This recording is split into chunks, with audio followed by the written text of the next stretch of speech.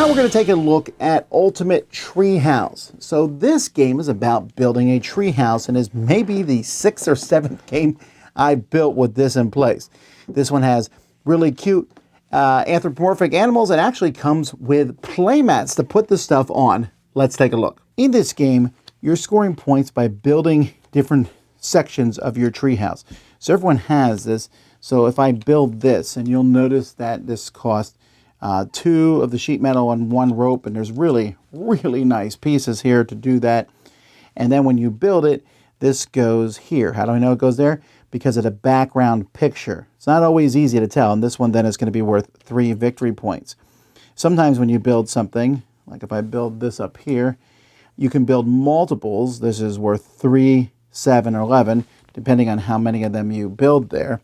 And then if you build anything in the main section here, you will get, if you build all 3 of these, you'll get extra points at the end of the game. On a player's turn, they're going to draw a card from the action deck to your hand. So you have a hand of cards, and you're able to play one of these cards on your turn. So like this one here says, a tree fell down, take 3 wood, pick at the top 3 store items and buy 1, restock the store, take 2 of anything you want, trade 3 resources, take 1 wood from each player who has 1. A lot of cards like that. You can also build objects from here as long as you can meet the requirements on them and put them on your tree. These are replaced. Players will also keep track of the weather. This says everything is discounted by 1. And you can see the weather coming up next turn. So next turn, it's too hot to build anything with metal in it. And then these will just keep turning over and you'll have different weather. And it's also keeping track of the rounds of the game. So each new day you update the weather. Each player takes a turn where they will draw. You can play 1 card. You can build as many things as you want. And then you'll discard down to 5 cards. At the end of the game, you'll score victory points, plus, like I said, extra victory points if you've built here, and whoever has the most points is the winner. Now, Fat Brain has made really great things here. I mean, component-wise. The fact that the boards are playmats is fantastic.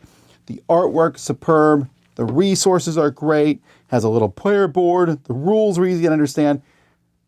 The only problem I have is the fact that there's not like a little number in the corner of each card that shows you where it is. And yes, it might be fun going, where does this go on the playmat? It would be easier, and sometimes you'll see one and it's already on your board. And I don't know, I just wish they had kind of given some sort of indication where it went on a tree board. When you put them on, though, your tree board turns from just a tree to a full of activity and things. But that being said, I don't really like the game that much. It's okay. It's enjoyable, but I see flaws in it. So I'm giving it a 6 because I think the game is fun to play with a certain order of, how things work. It's all in those action cards. They're just not balanced. Some action cards give you 3 resources of your choice. That's objectively better than any other action card.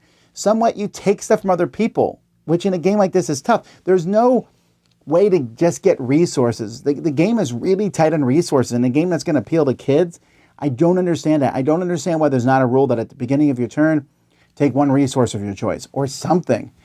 Sometimes you go a couple turns without building anything because you took resources, but the things out there you can't build, and then someone stole a piece of wood from you, and then you see someone else get 3 of their choice, which lets you build anything you want. And then the next turn, they get 2 of their choice and do something. And I'm thinking, man, this just isn't, the cards just seem odd. And the weather sometimes goes against you. And again, none of this is necessarily really bad, but it keeps the game from being more strategic than it could have been. I'm just surprised that when this game was developed, nobody looked at that and said, these cards aren't very balanced. And you don't have to be a gamer to know this. A kid is going to complain. They're going to be like, they just got 4 resources and I got 2. How is that fair? And my answer is, it's not.